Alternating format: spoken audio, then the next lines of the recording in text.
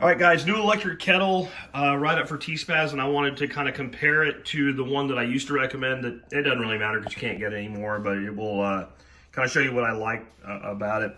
The old one was the Morocco, and this one's just starting to have some weirdness with it electronically. Center button opened it, really big opening. This made it nice if you wanted to do things like soft boil eggs or something like that with it, with the precision control of the temperature.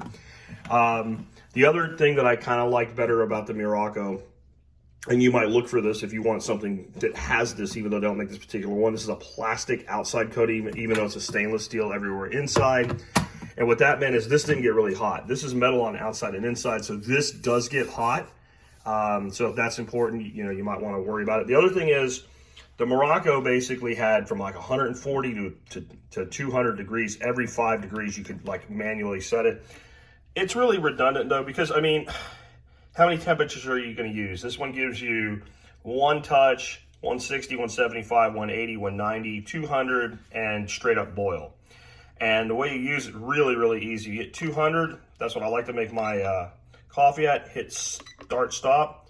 And if you hit keep warm, when it hits that 200, it'll maintain. It'll drop a couple degrees and bring it back. And it'll do that for 30 minutes. It'll shut off. So that's really nice. Let me go ahead and stop it here for a second. The other thing is this one had the lid up here on the top for opening it or the release. This one has it here and it kind of pops up. If you wanted to control it with two hands, you could. And it also has, since the lid is going to get hot, has this little centerpiece of silicone. So if you're going to make another batch right away, you have something cool with which to close. Otherwise, it works just fantastic. And because this one had to go away because they don't make it anymore, I needed to find a new one. The biggest reason I went with this is it's made by Hamilton Beach. And Hamilton Beach is who I had always recommended in the past for these electric kettles. They're old school, they're cheap one. It doesn't have any of these precision controls on it.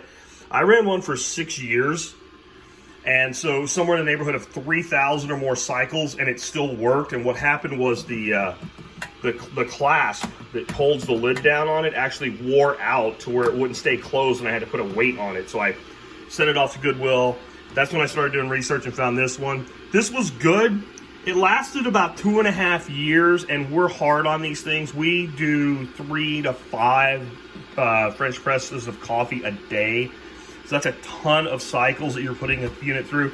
And to be fair, this thing still works. It's doing the things that electronic things start to do, where you'll set it down on the base and it gets a little quirky and you have to pick it up and put it back down, and it's like it's gonna die on us. So we went ahead and replaced it with a new model. That gave me a chance to put it through its paces and make sure it was right for T-Spaz. And we have a backup, So anyway, guys, I definitely think you'll enjoy this new kettle if you don't already have one. Read the write-up. There's a link in the video notes if you're seeing this on YouTube only. There's a lot of utility in an electric kettle that I think a lot of people don't realize until they get one. Take care, guys. I'll catch you with another one soon.